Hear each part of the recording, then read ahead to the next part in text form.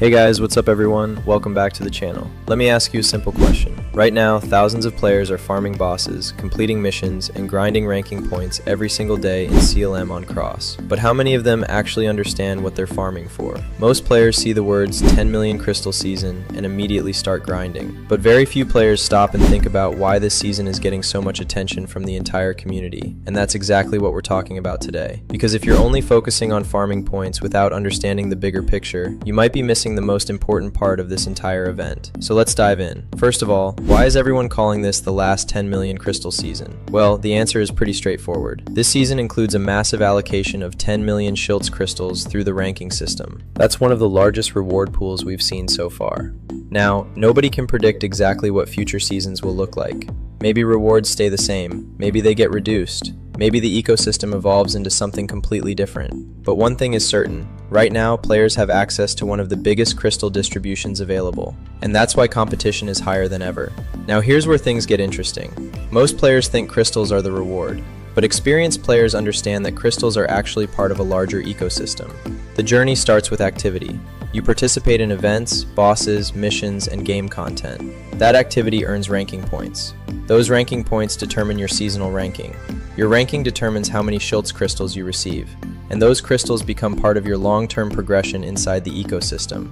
So in reality, you're not farming crystals. You're farming position, you're farming ranking, you're farming future opportunities. That's a huge difference. Now let's talk about the biggest mistake players are making this season. They're focusing only on short-term rewards. Every day I see players asking, how many crystals can I get? What rank should I aim for? How much is enough? But very few people are asking the more important question. How can I build my account to stay competitive in future seasons? Because eventually every event ends, every leaderboard resets, every season finishes, but account progression stays. The stronger your character becomes, the easier future content becomes. The easier future content becomes, the easier it becomes to compete for future rewards. And that's why smart players think long term. Now let's discuss where ranking points actually come from. The first source is obviously field bosses. These remain one of the most important activities because they provide regular opportunities to earn points. The second source is rift content, and if you've played recently, you already know how competitive these entries can be. Getting into the right content at the right time is becoming increasingly important.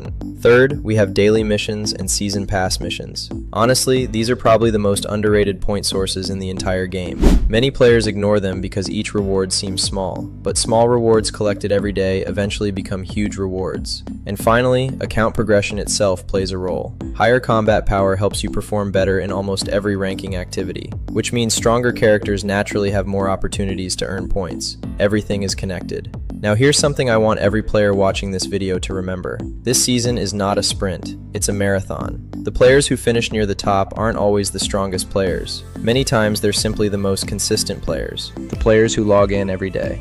The players who don't miss important activities. The players who understand the system.